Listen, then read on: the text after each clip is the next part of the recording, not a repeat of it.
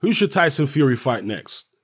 Would you be happy to see him face another Tom Schwartz level opponent? Or would you prefer to see him fight a more established contender with a more proven track record? In this video, I'm going to be going for a list of potential opponents for Tyson Fury to face later on this year. Now, personally, in principle, I've got no issue with Tyson Fury facing another Tom Schwartz level opponent.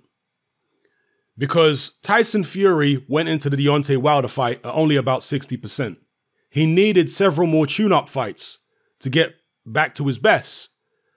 So perhaps what we have now with Tyson Fury is him trying to catch up in terms of tune-up fights, in terms of rehabilitation on what he missed before the Wilder fight.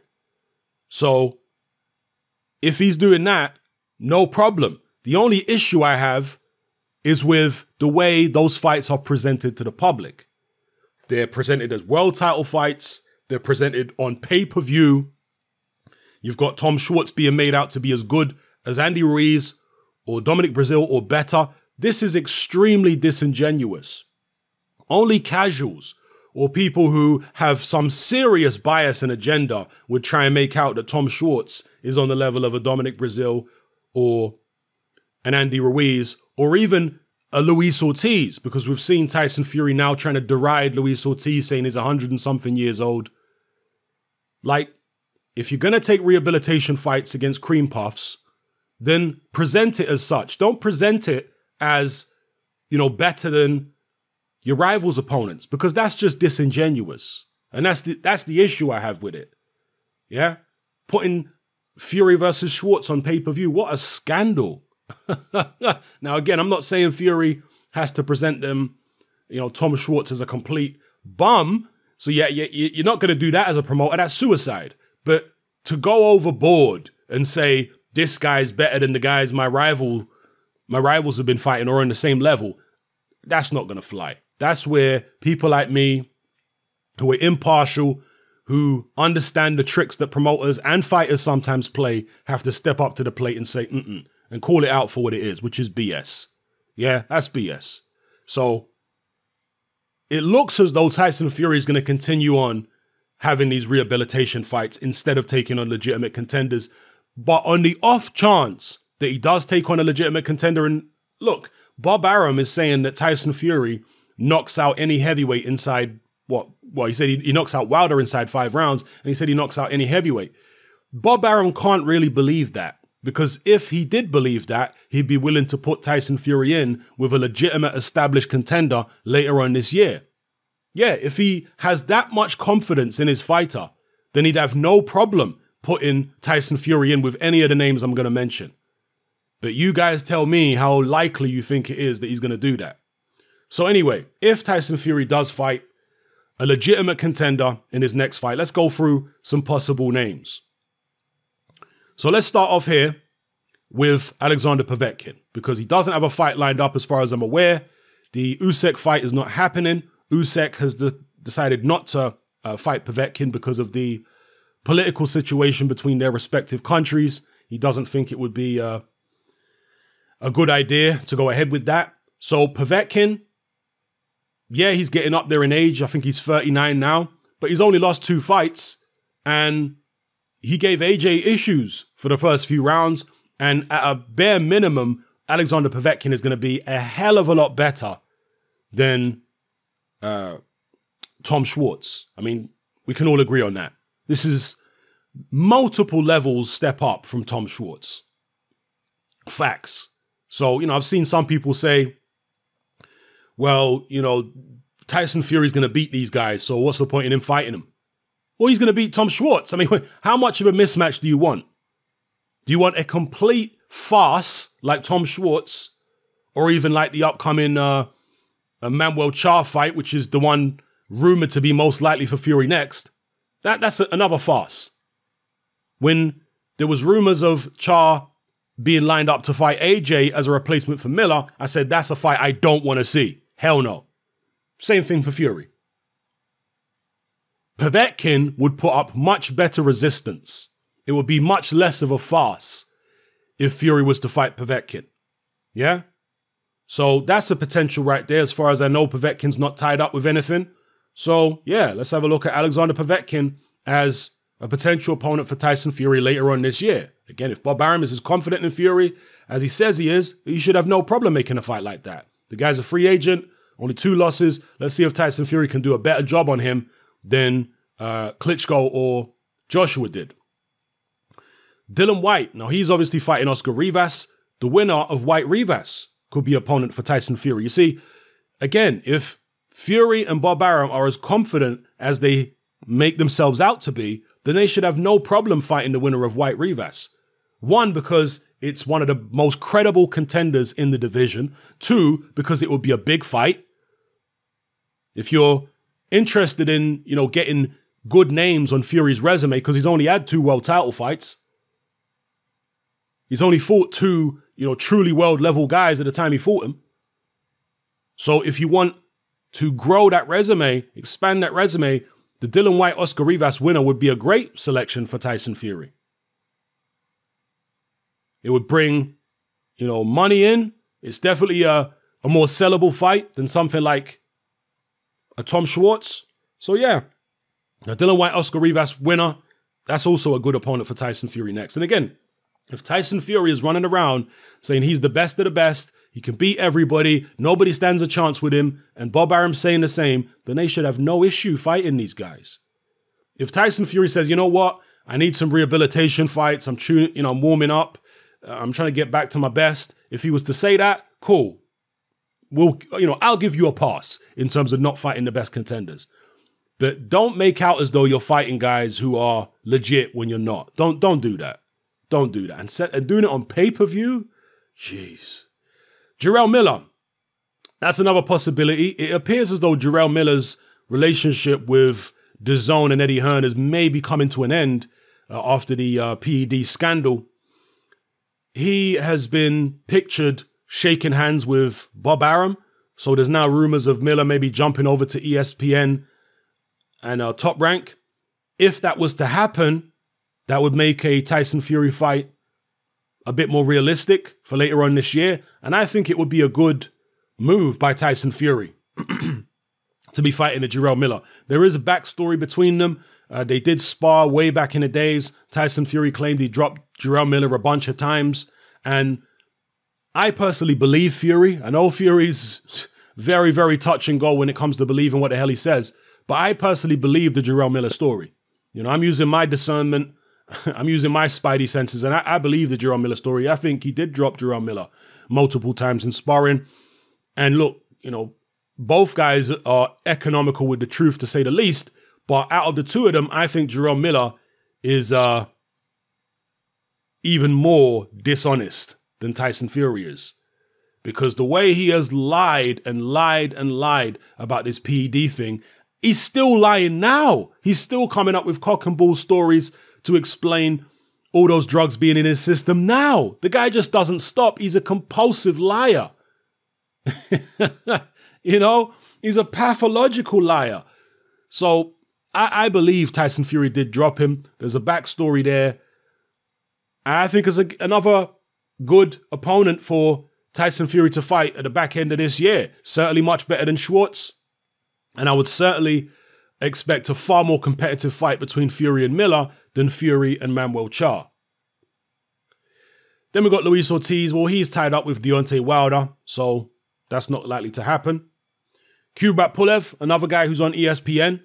Yeah, that's a perfectly acceptable fight for Tyson Fury. He's highly ranked. They've got the backstory there because Pulev beat his cousin Huey. I don't think it would be necessarily the most entertaining fight. It would be a bit of a chess match with Pulev and Fury exchanging a lot of jabs. Pulev is a very awkward guy to hit. Klitschko managed to hit him mainly with left hooks. Tyson Fury, switching southpaw and clowning around and doing all that kind of stuff against Pulev, who's a very cautious guy who moves in and out behind the jab. Tyson Fury might find it a bit frustrating. Would I expect Tyson Fury to win the fight? Yes, I would. But it's still a far better opponent than a Tom Schwartz or a Manuel Charr, in my opinion. Way better. So let's put him in with the best. It doesn't matter whether you think he's going to beat all these guys or whether I think he's going to beat all those guys. It's about putting him in the most competitive fight available. That's what it's about. How can you act like it's okay for him to fight Tom Schwartz, but then dismiss these guys and say, he beat those guys, they don't need to fight him? What kind of nonsense is that? Imagine if,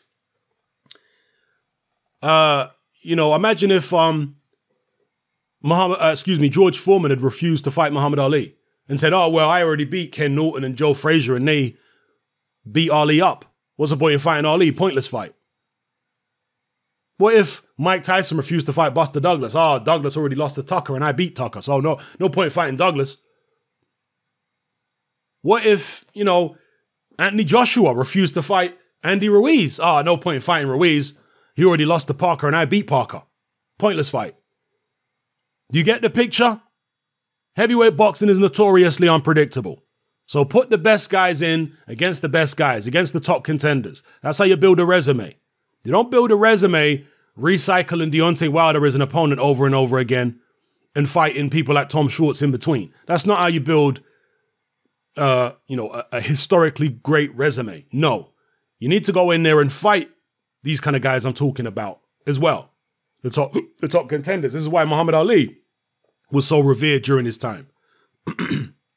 So, yeah, Miller's there, Pulev, Joseph Parker. Now, Parker is supposed to have some kind of fight lined up on the Demetrius Andrade undercard. We're not sure if that's going ahead at the moment. It was supposed to be Eric Molina, but apparently now Eric Molina's pulled out. So, not sure what's going on with that. But Parker and Fury have got kind of a friendship, and that would be the only thing that kind of concerns me a little bit about Parker fighting Fury, is that he's maybe a bit too pally-pally with Fury and respects him a bit too much to really pose him any serious threat. That's my concern with Joseph Parker. Parker always comes across as a very nice guy, maybe too nice. I think the being too nice definitely cost him against Dillian Whyte. That's a fight that he could have won if he was a bit more mean in there. But he was all pally-pally and nice and stuff. This is not a game to be nice in, Joe. You're a very talented heavyweight. You need to be mean in there, man. You can't be getting pally-pally with all your rivals, So Tyson Fury, a bit too pally with him. But if he could find a mean streak from somewhere, that would be a decent fight. Certainly way better than Tom Schwartz. Parker is a much more proven entity, a former world champion. So, yeah, that would be decent. Adam Kownacki is an upcoming heavyweight contender. He's been bowling people over. He's got a very high work rate, heavy hands, and is always in action-packed affairs. So, yeah, that would be a much better opponent than somebody like Tom Schwartz. Give Tyson Fury far more rounds and give the fans more value for money. If Tyson Fury's having these fights on pay-per-view, Kownacki is going to give the fans a lot more bang for their buck than someone like Tom Schwartz. Dominic Breazeale, there's a possibility of him fighting Breazeale later on in the year. Breazeale's obviously going to be on a suspension from being stopped, but if they're talking about Tyson Fury fighting when? October or something like that? Yeah, it's possible. Dominic Breazeale, he could fight. Actually, how's it going to work out? Let me see now. We're midway through June. He just got knocked out in May. So June, July, August, September, October. Maybe Dominic Breazeale would be ready for October for Tyson Fury. And that's a tall guy, right? So if he's trying to prepare for Deontay Wilder again, target practice against Dominic Breazeale wouldn't be bad. And he could try and see if he could emulate what Deontay Wilder did in terms of stopping Breazeale early. So that would be a decent opponent. Certainly, in my mind, better than Manuel Charr. Christian Hammer, well, Tyson Fury's already fought him. And Hammer really is just a survivalist at this point. He's not really coming in there to win any of the big fights. He's just surviving for the most part. So, we don't need to see that again. Tyson Fury already beat him years ago and stopped him. Oscar Rivas, I've already talked about him. The winner of him and Dillian Whyte being an opponent. Filip Hrgovic, this guy's only 8-0. He's very good. And he hasn't proven enough so far as a professional to make him a viable opponent for Tyson Fury in my view, if Tyson Fury wants to fight established, legit contenders, Filip Hrgović hasn't done enough. He's too good. And basically, the risk-reward doesn't make sense on any level. It doesn't make any sense. Fighting a guy who's only 8-0, Tyson Fury's not going to get any credit beating a guy who's that inexperienced. As good as he was as an amateur and in the World Series of Boxing, he's not going to get any credit, and it's not really going to mean anything if he beats a guy with such little experience. So, Filip Hrgović, I don't think is really suitable. Chisora, Fury's already beaten him before. Charles Martin. I mean, look, Charles Martin is a fringe contender, former world champion, AJ victim, Kaunaki victim, but he has looked okay, I guess, in his last couple fights. And again, Charles Martin is somebody who is probably going to come to swing. He's probably going to come to fight. He certainly did against Kaunaki, and he certainly did in his last fight against, was it Gregory Corbin? So, again, we're kind of scraping the barrel a little bit here, but, you know, these are still individuals who are more proven than a Tom Schwartz. Thomas Adamek is as old as the hills. We don't want to see that. Hugh Fury's his cousin, Dave Allen. All right, so the only person, well, Carlos Takam actually might be viable as well. Yeah, Carlos Takam as an opponent for Tyson Fury. He's going to come. He's going to bring it. He's going to try his best. He's strong. That is a more proven entity than Tom Schwartz. Carlos Takam. Oh, yeah, that's a more proven entity. Who would you pick out of Carlos Takam and what's his name now? Manuel Charr, keep forgetting his name. Who would you pick out of Takam and Charr? In fact, didn't Takam and Charr fight? I don't think they did they? Because Takam's fought a bunch of people. I don't think he's fought Charr before. Obviously, Takam's fought Povetkin and Charr fought Povetkin, right? Charr got smoked by Povetkin. But still, Takam, definitely a better opponent than Tom Schwartz. So, yeah, the only guy who's not on this list who may also be a top contender at heavyweight, well, a couple guys actually. Michael Hunter, some people are talking about. Yeah, I think Michael Hunter is a dark horse in the heavyweight division. And of all the heavyweights out there who have the potential to cause an upset, Michael Hunter is right up there in terms of upset material. Reason being that he's actually pretty good and not many people know him. And I think a lot of people will underestimate him, including promoters, because of the fact that he's small. So I think Michael Hunter has the potential to cause, you know, several more upsets because he's already upset Martin Bakole. I think he's got the potential to cause more upsets. They're talking about it maybe fighting Joseph Parker. I'm telling you now, people, that's a very difficult fight for Joseph Parker. I know some people are going to dismiss it. Oh, no, Michael Hunter is too small. I'm telling you now, mark my words, Michael Hunter is a very difficult fight for Joseph Parker. That's actually a dangerous fight for him. So Michael Hunter against Fury, again, I'd be interested to see Fury against somebody like Michael Hunter, a guy who can move like that. Because most Fury opponents are guys who try and come at him and hit him with shots and play into his hands. A guy who can move, the last guy, to my knowledge, who Fury fought that was actually trying to move around the ring was Steve Cunningham. And Fury was actually frustrated by Cunningham's movement in the first couple rounds. And he was goading him in, you know, banging his chest saying, come on, hit me. Michael Hunter's going to fight in a similar kind of way to Steve Cunningham. He's going to move around the ring. He's going to try and catch Tyson Fury off guard. He's a little guy who, you know, can slip and slide and throw punches at unexpected times, draw the bigger man onto shots. That's who Michael Hunter is. So I think Michael Hunter against any of the top heavyweights, Michael Hunter against Deontay Wilder, Michael Hunter against AJ, Michael Hunter against Andy Ruiz. By the way, Hunter beat Ruiz in the amateurs. Michael Hunter against Tyson Fury. I think it's interesting against all of those guys. I'm not saying I'm going to pick him against all those guys, but I'm saying he makes it interesting against any of them. Yeah? Do not underestimate Michael Hunter. And the other heavyweight I'm going to mention here, who isn't proven at heavyweight yet, but certainly proven at a lower weight, and that is Alexander Usyk. He isn't fighting Alexander Povetkin, as far as I'm aware, next, because he says the political situation between their respective countries is just too hostile at the moment. And so he doesn't want to feed into that by, you know, taking on Povetkin. Fair enough. Alexander Usyk is an unbelievably talented fighter. This is incredible talent. What he did at cruiserweight, tremendous, unifying the division in such few fights. And in the World Series of Boxing, which is like a semi-pro type situation, it's like a halfway house between amateur and professional. In the World Series of Boxing, Alexander Usyk absolutely decimated Joe Joyce. So he fought big guys in the World Series of Boxing. He should be able to make an impact in the professional ranks at heavyweight too. How far he can go in the pro ranks at heavyweight remains to be seen. We really wanted to see him get his feet wet against, you know, at least a fringe contender, if not a top 10, top 15 guy, because you never know. Yeah, we expect him to do well, but you never know. So we wanted to see him in there against a big, you know, heavyweight. If he was able to do that sooner rather than later and look good, then the Tyson Fury fight later on in the year, why not? Why not?